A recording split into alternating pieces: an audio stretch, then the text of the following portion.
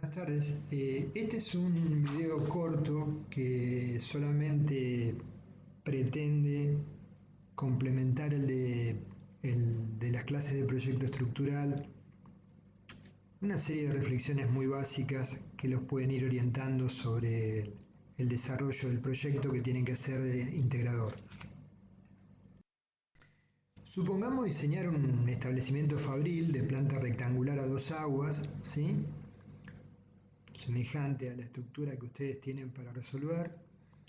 Entonces, primero definimos la geometría del pórtico tipo o cabreada tipo. Cabreada le llamaría una estructura que trabaje básicamente a flexión apoyada sobre columnas, y pórtico sería una estructura que tenga nudos rígidos que permitan transmitir momentos. Entonces, luego defino según la planta el módulo con el que trabajaré, o sea, qué distancia voy a definir entre pórticos tipo, como ya lo hemos hablado en las clases de diseño estructural. Posteriormente defino la geometría del techo y laterales, la pendiente, aleros, altura de paredes, altura de cumbrera. Defino la estructura de soporte de frente y contrafrente a nivel de predimensionado, es decir, cuántas columnas de frente y contrafrente voy a colocar, con qué distancia, cómo se van a vincular a los pórticos extremos, y defino tentativamente la estructura de rigidización espacial de techo y paredes a nivel de predimensionado y cómo la voy a modular, ¿sí? Estas son las definiciones básicas de las cuales tentativamente voy a empezar a trabajar para llegar a arribar al proyecto en definitiva. Recordando, cuando hablamos de módulo, en este caso, por ejemplo, entre el módulo tipo serían cabreadas apoyadas sobre columnas, ¿sí?, con un módulo de 5 metros. Y la cabreada tipo tiene una luz de 20 metros, según este dibujo, en este proyecto sencillo. Y hay dos paños rigidizados, el primero y el último. Entonces paso a una etapa que es muy relevante: análisis de carga y sus combinaciones. Estimo el peso prorrateado por metro cuadrado de correas, no las he calculado, entonces puedo estimar un valor.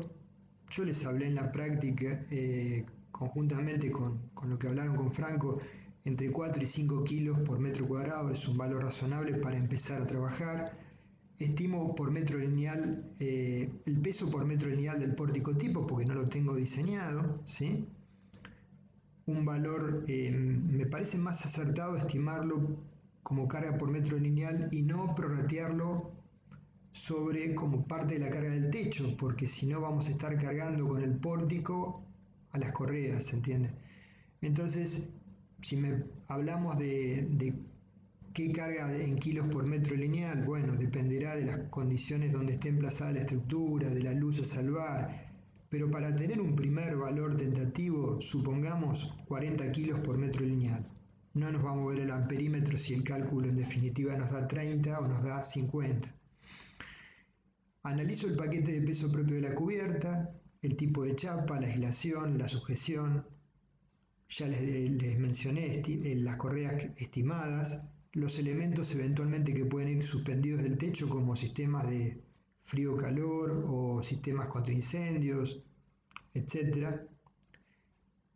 Eventualmente un cielo raso suspendido si fuera el local a tenerlo, iluminación.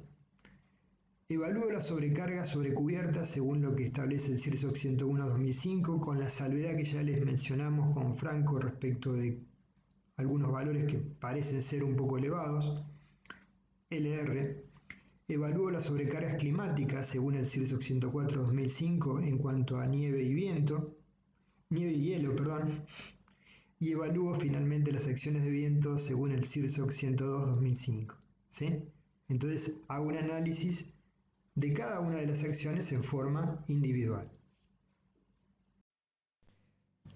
Hasta acá todo bien, pero ahora nos vamos a tomar unos minutos para reflexionar, que probablemente nos permitan perder un tiempo importante y errores importantes. Nos hacemos siempre preguntas cuando estamos desarrollando un proyecto. ¿Tengo una idea aproximada del valor total del paquete de peso propio que debería tener para mi estructura? ¿Sí? Bueno, cotejo el valor que arribé con ese valor aproximado que tenía en mi mente. ¿Tengo una idea aproximada del valor de la acción unitaria de nieve? O sea, kilo por metro cuadrado, kilonewton metro cuadrado. ¿Sí? Bueno, evalúo los valores que obtuve con el reglamento y veo si se condicen. ¿Tengo una idea aproximada del rango de magnitud de las acciones unitarias de viento y las direcciones para cada situación? Bueno, debería tenerla, ¿sí? Entonces, si la tengo, cotejo y verifico si los valores que obtuve para cada acción individual de las que mencioné están en el rango que esperaba obtener. Porque puede haber habido un error en el proceso de obtener estos valores y desvirtuar todo lo que viene por delante, ¿sí? Entonces, en más y dar secciones absurdas,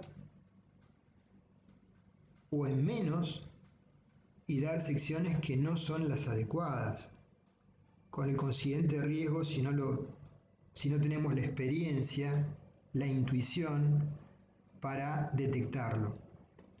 Entonces, si la pregunta es sí, los cotejo. Si la pregunta es no, la respuesta a esa pregunta, es no, entonces estoy en problemas, ¿sí? ¿Por qué estoy en problemas? Porque en realidad no domino mi proyecto. No tengo ni idea de la magnitud de los valores de las acciones que puedo obtener por las distintas acciones a las cuales estoy sometiendo a mi estructura.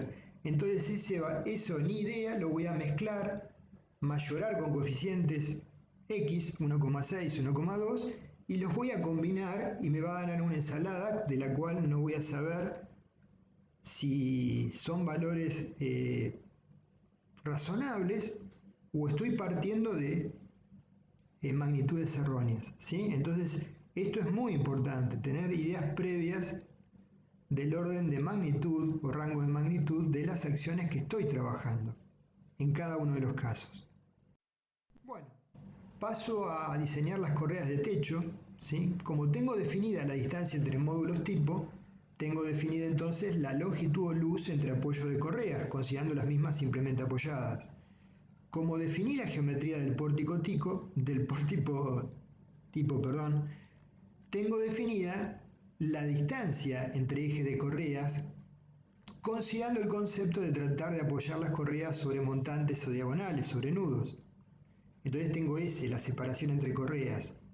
Por lo tanto, para cualquier estado de carga en kilonewton metro cuadrado, lo multiplico por S para tener la carga unitaria sobre la correa. Definí la pendiente del techo previamente. Entonces, en función de la pendiente del techo, tendré una componente horizontal paralela a la carga a la chapa de mayor importancia o menor importancia. Y en función de las cargas gravitatorias actuantes. El peso propio no es relevante, pero sí lo puede ser LR o bien lo puede ser las cargas de nieve, ¿sí? Entonces, en función de eso, me pregunto, ¿voy a colocar tillas o no? Ya me respondí la pregunta y procedo a diseñar las correas de techo.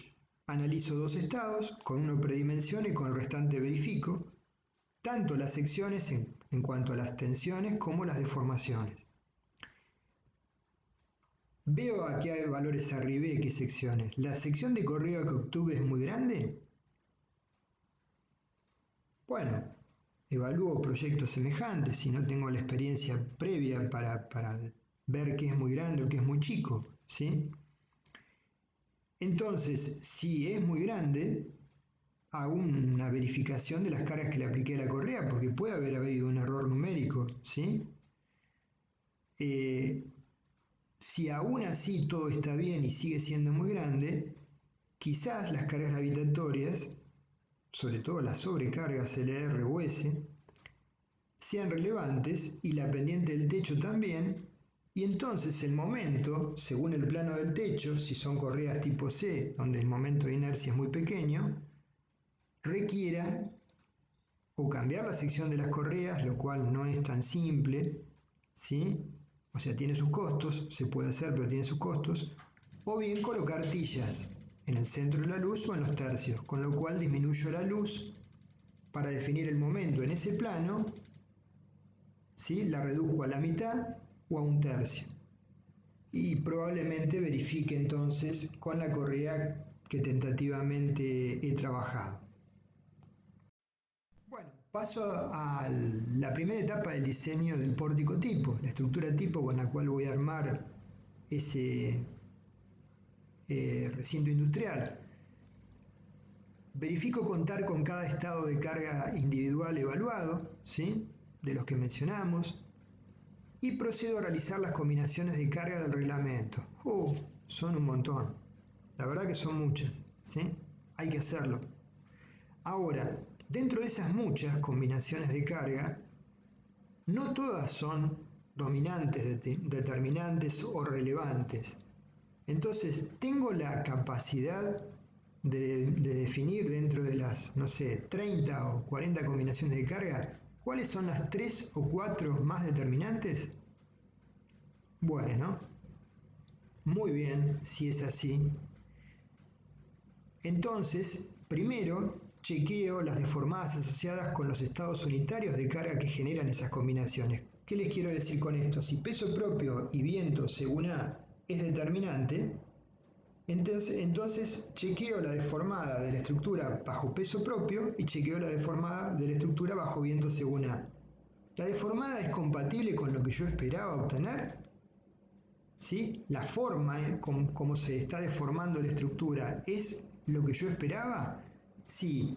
Ok. Entonces vamos por buen camino, podemos seguir avanzando. ¿Sí? Ahora bien, si la respuesta a la pregunta ¿puedo determinar qué combinaciones son relevantes de esas 30 o 40 que tengo antes de hacerlo, el procedimiento? Si la respuesta es no, entonces nuevamente les digo, estamos en problema, ¿sí? Porque no estoy en dominio de mi proyecto y por ende puedo perderme en una inmensa planilla con una gran cantidad de valores sin saber bien cuáles son los que tengo que apuntar, ¿sí? Y fácilmente cometer un error que pueda ser de un orden de magnitud relevante. En cuanto al dimensionado del pórtico tipo, seguimos. Las deformadas de cada estado individual principal que conocemos o intuimos se corresponden con lo que espero obtener. Muy bien, podemos seguir. Ahora hago un control de los valores de las deformadas verticales en el centro de la luz y horizontales en lo alto de la pared para ver si son razonables para el nivel de cargas de servicio, no mayoradas. Por ejemplo, D más omega, ¿sí? En cuanto a deformaciones horizontales. Si fueran deformaciones verticales solamente, podría verificar esa situación y también D más LR o D más S. Continuamos entonces. Tengo una idea tentativa del orden de valores a obtener para esos estados de carga individuales en los cordones de mi pórtico. Mi pórtico tendrá un cordón superior y un cordón inferior. Para los estados de carga que yo definí de esos 40 estados que tengo como determinantes, ¿tengo una idea de magnitud? Por ejemplo, para D más LR a mitad de la luz del valor de fuerza de compresión en el cordón comprimido o de fuerza de tracción en el cordón traccionado que debería obtener. O si quieren, tengo una idea del valor del momento flector que esperaría obtener para D más LR a mitad de la luz. Entonces, si tuviera una estructura tipo pórtico, podría asumir un empotramiento parcial en los nudos y tomar la luz como la distancia entre eje de nudos, la carga Q será D más LR y un momento en el centro de la luz en función de que el empotramiento es flexible, QL cuadrado sobre 12, por ejemplo, QL cuadrado sobre 14.